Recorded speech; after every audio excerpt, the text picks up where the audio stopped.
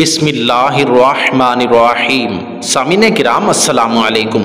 14 اگست کا دن ایک خاص اہمیت کا حامل اور حب الوطنی کے جذبے سے بھرپور ایک یادگار دن ہے۔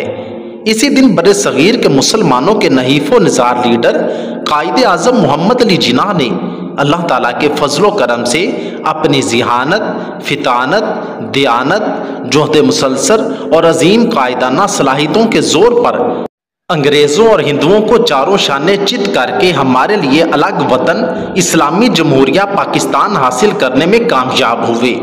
جب ہزاروں خاندانوں نے اپنی جائے پیدائش، گھر بار، کاروبار سب کچھ چھوڑ کر ایک نئے وطن کی طرف ہجرت کی اور اندیکھی سرزمین کی طرف نئی امیدوں کے ساتھ چل پڑے۔ لاکھوں افراد اپنے پیاروں سے بچھڑ گئے، نہ جانے کتنے بچے اپنی ماؤں سے جدا ہو گئے، کتنی بہنوں بیٹیوں ماؤں کو وحشیانہ آبرو ریزی کے بعد ذبح کر دیا گیا۔ اس ملک کی بنیادوں میں لاکھوں مسلمانوں کا خون شامل، لیکن بدقسمتی سے آج کے نوجوان مملکت خداداد پاکستان کے قیام کے مقاصد کے لیے دی جانے والی عظیم قربانیوں کو فراموش کر چکے ہیں۔ آج بھی پاکستان کے حصول کے لیے دی جانے والی قربانیوں کی یاد کو زندہ رکھنا انتہائی ضروری ہے۔ اس ملک کے قیام کے پیچھے ہزاروں لرزہ خیز کہانیاں دفن ہیں۔ ان کہانیوں میں ایک کہانی لاہور کے علاقہ گڑھی شاہو میں مقیم ایک صاحب کے دادا محمد رمضان کی ہے۔ جب انہوں نے اپنے دادا سے یہ داستان سنی تو اس وقت ان کی عمر 82 سال تھی۔ بر صغیر پاک و ہند کی تقسیم کو 50 سال سے زائد کا عرصہ گزر چکا تھا، لیکن اس تقسیم کے نتیجے میں محمد رمضان اور ان کے خاندان پر گزرنے والی قیامت کا ایک ایک لمحہ ان کے ذہن پر نقش تھا۔ تقسیم کے دوران گزرنے والی قیامت صغریٰ کے بارے میں محمد رمضان کہتے ہیں کہ میرا خاندان بر صغیر کی تقسیم سے پہلے امرتسر کے مشہور علاقہ خزانہ گیٹ کا رہائشی تھا۔ تقسیم ہند کے وقت میری عمر 28 یا 29 سال تھی۔ میرا ایک بیٹا اور ایک بیٹی تھی۔ امرتسر میں ہمارا چارپائیاں بنانے اور برتن کلی کرنے کا وسیع کاروبار تھا۔ پاکستان کا قیام 26 ماہ رمضان المبارک 1368 ہجری بمطابق 14 اگست 1947 کو عمل میں آیا۔ یہ اللہ تعالیٰ کی کسی خاص مصلحت یا مشیت کی طرف اشارہ تھا، کیونکہ یہ رات لیلۃ القدر کی تھی۔ اگلا دن 27 رمضان المبارک اور جمعۃ الوداع تھا اور اس کے 3 روز بعد عید الفطر آنے والی تھی۔ مسلمانوں کے لیے یہ ہر اعتبار سے ایک مبارک رات، مبارک دن اور مبارک ماہ تھا۔ پورے ہندوستان کے مسلمان خوشی سے پھولے نہیں سما رہے تھے۔ جشن آزادی کی تیاریوں میں مبارک باتیں دی اور لی جا رہی تھیں، نعرہ تکبیر بلند ہو رہے تھے، گلی گلی، گاؤں گاؤں اور شہر شہر پاکستان زندہ باد اور قائد اعظم زندہ باد کے فلک شگاف نعرے گونج رہے تھے۔ دوسری جانب ہندوؤں اور سکھوں کے سینے پر سانپ ڈنگ مار رہے تھے۔ ان کے ہاں سوگ برپا ہو گیا تھا، صف ماتم بچھ گئی تھی اور آہو بکا شروع ہو گئی تھی۔ تقسیم ہند کے اعلان کے بعد پورے پنجاب میں ہندو سکھ مسلم فسادات پھوٹ پڑے۔ 15 اگست 1947 کو ہمارے گاؤں کے مسلمان سکھوں کے مظالم کے ڈر سے اپنی عزتوں اور زندگیوں کو بچانے کی کوشش میں بے سر و سامانی کے عالم میں اپنے گھر بار چھوڑ کر پاکستان کی طرف روانہ ہوئے۔ ابھی چند کلومیٹر کا فاصلہ ہی طے کیا تھا کہ سکھوں کے ایک مسلح جتھے نے ہمارے قافلے پر بندوقوں، تلواروں، کرپانوں، نیزوں، برچھیوں اور کلہاڑیوں سے حملہ کر دیا۔ اس حملے میں اپنی بہنوں اور بیٹیوں کی عزتوں کے دفاع کے لیے قافلے کے ہم چند مسلمان جوان سینہ تان کر سکھوں کے مقابلے میں کھڑے ہو گئے۔ اس موقع پر ہمارے کئی نوجوان ساتھیوں کو شہید کر دیا گیا اور قافلے کے تمام لوگ ٹوٹی ہوئی تسبیح کے دانوں کی طرح بکھر گئے۔ ہر طرف بربریت کا راج تھا۔ اسی ظلم و ستم اور غارت گری میں مجھ سمیت سینکڑوں افراد اپنے پیاروں سے بچھڑ گئے۔ یہ تقریباً آدھ میل لمبا پیدل قافلہ تھا۔ اس قافلے میں 500 سے زائد مسلمان موجود تھے، جس میں میرے خاندان کے 16 افراد شامل تھے۔ درندہ نما سکھوں کا ایک گروہ قافلے کے کئی عورتوں کو اٹھا کر لے گیا۔ ان میں سے کچھ عورتوں نے اپنی عزت بچاتے ہوئے اپنے شیرخوار بچوں سمیت قریبی کنووں میں چھلانگیں لگا کر موت کو گلے لگا لیا۔ جان بچانے کی خاطر میرے ماموں بابا نتھو اپنے 6 سالہ بیٹے شاہدین کو کندھوں پر اٹھا کر موقع سے بھاگ نکلے اور قریب گنے کی فصل میں چھپ گئے۔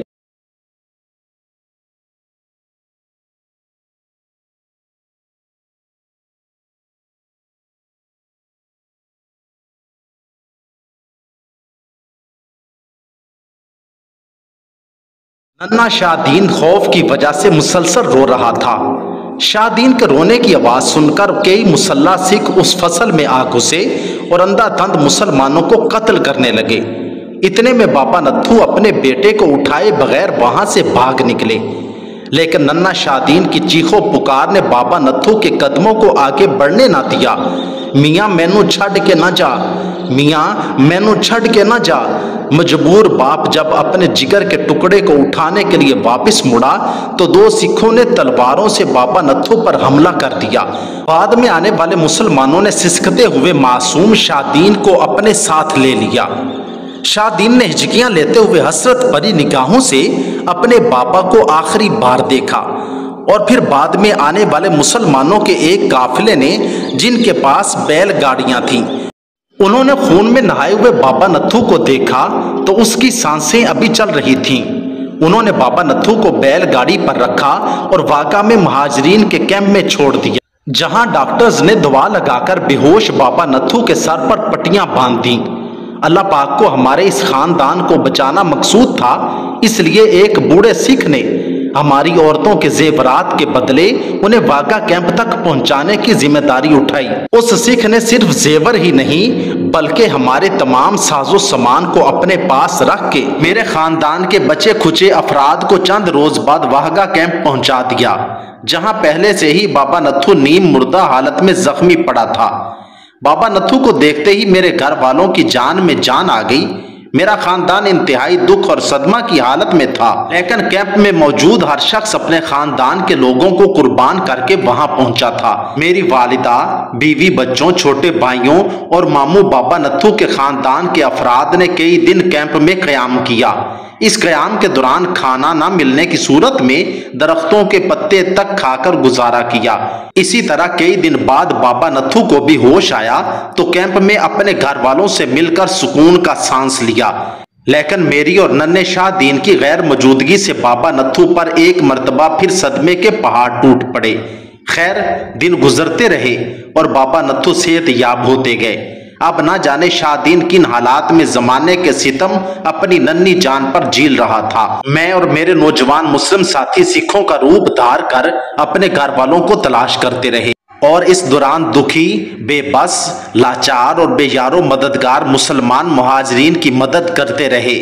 मुहाजिरीन के मुख्तलिफ कैंपों और रेलवे स्टेशनों पर भी तलाश किया। नवंबर 1947 की एक शाम वाहगा रेलवे स्टेशन पर हम अहले लाहौर के साथ उस गाड़ी के इस्तकबाल के लिए मौजूद थे जो मुसलमान मुहाजिरीन को लेकर कालका से रवाना हुई थी और बरास्ता अमृतसर पाकिस्तान पहुंच रही थी। तवील इंतजार के बाद जब दूर से गर्द का एक तूफान स्टेशन की जानिब बढ़ता हुआ महसूस हुआ तो हुजूम में एकदम से खुशी की लहर दौड़ गई, क्योंकि ये रेल का इंजन था। हम पानी और मशरूबात के मटकों और चाटियों का जायजा लेने लगे जो आने वाले मुहाजिर भाइयों के लिए तैयार किए गए थे। गाड़ी करीब आई तो सब ने नारा तकबीर, अल्लाहु अकबर और पाकिस्तान जिंदाबाद के नारे बुलंद करना शुरू कर दिए, लेकिन गाड़ी से नारों का कोई जवाब न आया और गाड़ी का कोई दरवाज़ा न खुला। जब हमने खिड़कियों से गाड़ी के अंदर झांका तो हमारे दिल कांप गए और रोंगटे खड़े हो गए। तलवारों से कटे हुए गले, गोलियों से छलनी सीने, फटे हुए पेट और जिस्मों से अलहदा बाजू और टांगें जुल्मों तशद्दुद की अलमनाक दास्तान सुना रहे थे। हम नौजवानों ने गाड़ी के डिब्बे तकसीम किए और खून में लथपथ लाशों को आबदीदा आंखों से निहायत इज्जत व एहतराम के साथ उतारने लगे। फिर 20-20 शुहादा को एक ही कब्र में दफन किया गया। इससे ज्यादा बेहिमियत और दरिंदगी की मिसाल दुनिया की तारीख में नहीं मिलती। दूसरी जानिब मेरे घर वाले तकरीबन 15 रोज वाहगा कैंप में कयाम करने के बाद करीबी एक उजाड़ बस्ती में चले गए, जिसे हिंदुओं और सिखों की जानिब से लूट मार के बाद जला दिया गया था। घर वाले मुझे और मैं उन्हें तलाश करता हुआ दर बदर की ठोकरें खाता रहा। जब मैं वाहगा कैंप गया तब तक मेरे घर वाले वहां से जा चुके थे। तकरीबन 10 माह का अरसा गुजर जाने के बाद लाहौर रेलवे स्टेशन के करीब एक हुजूम में मुझे मामू नत्थू नजर आए। उन्हें देखते ही मैं उनकी तरफ लपका। मामू ने अल्लाह का शुक्र अदा करते हुए मेरा माथा चूमा और सीने से लगाया। उसके बाद मामू मुझे एक झोंपड़ी में ले गए जहां मैं अपने घर वालों से मिला। घर वालों को इस हालत में देखकर मुझे अपनी आंखों पर यकीन नहीं आ रहा था। फिर हम सब घर वाले शाह आलमी गत्ता मार्केट हिंदुओं की छोड़ी हुई एक हवेली में शिफ्ट हो गए। चंद रोज वहां क़याम करने के बाद मालूम हुआ कि मेरी छोटी बहन मेराज बीबी भी पिडाना गांव से हिजरत करके निमा इहाता मोल चंद गढ़ी शाहू लाहौर रह रहे हैं। अपने बहनोई चौधरी फजल दीन के इसरार पर हम भी शाह आलमी वाली हवेली छोड़कर निमा इहाता के एक क्वार्टर में शिफ्ट हो गए और मेहनत मजदूरी करने लगे। सफ़र की मुश्किलात, सौबतों, परेशानियों और भूखों प्यास की शिद्दत की वजह से मेरा लख्ते जिगर मोहम्मद यासीन और नन्ही गुड़िया सुगरा शदीद बीमार हो गए थे और इसी बीमारी के आलम में इस दारे फानी को छोड़कर अब्दी नींद सो गए। 1951 में मेरे यहाँ एक बेटी खुर्शीदा बीबी की विलादत हुई। 1956 में मैं अपने बीवी बच्चों और भाइयों के हमरा दोबारा हिंदुस्तान गया, जहां सब गलियां, महल्ले और मकानात तो मौजूद थे, लेकिन अब वहां बसने वालों में कोई भी हमें न जानता था और ना ही हम किसी को पहचान सके। दिन हफ्तों में और हफ्ते महीनों और सालों में गुजरते गए। माँ बाप की शफकत से महरूम यतीमों जैसी जिंदगी गुजारने वाला शादीन दर बदर की ठोकरें खाता हुआ जवान हो गया। 1983 की एक शाम शाहदीन मेहनत मजदूरी के सिलसिले में गढ़ी शाहू आया। इस दौरान उसे मालूम हुआ कि यहाँ नीवा अहाता मोल चंद में अमर तसर से आए कई मुहाजिरीन खानदान अपने प्यारों को कुर्बान करके यहाँ आबाद हैं। ये सुनते ही उसके दिल के जख्म ताज़ा हो गए और वो नीमा इहाता पहुंचकर बाबा नत्थू के बारे लोगों से पूछने लगा। फिर उनके दरवाजे पर दस्तक देने के बाद जब बाबा नत्थू बाहर आए तो शाहदीन अपने बाप को देखते ही मियाँ जी मैं तिहाड़ा पुत्र शाहदीन कहते हुए अपने बिछड़े हुए बाप से लिपटकर बच्चों की तरह ज़ारो कतार रोने लगा।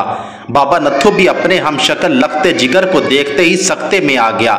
बचपन में चोट आने की वजह से शाहदीन के दाएं बाजू पर गहरे जख्म का निशान था। जब बाबा नत्थू ने जख्म का निशान देखने के लिए उसका बायां बाजू ऊपर किया तो शाहदीन फौरन बोला, मियाँ जी जख्म का निशान मेरी सज्जी बांह ते, ये जख्म फलां जगह ते मेरी बांह ते लगा सी। ये सुनते ही बाबा नत्थू भी अपने जिगर के टुकड़े को सीने से लगाकर ज़ारो कतार रोने लगा।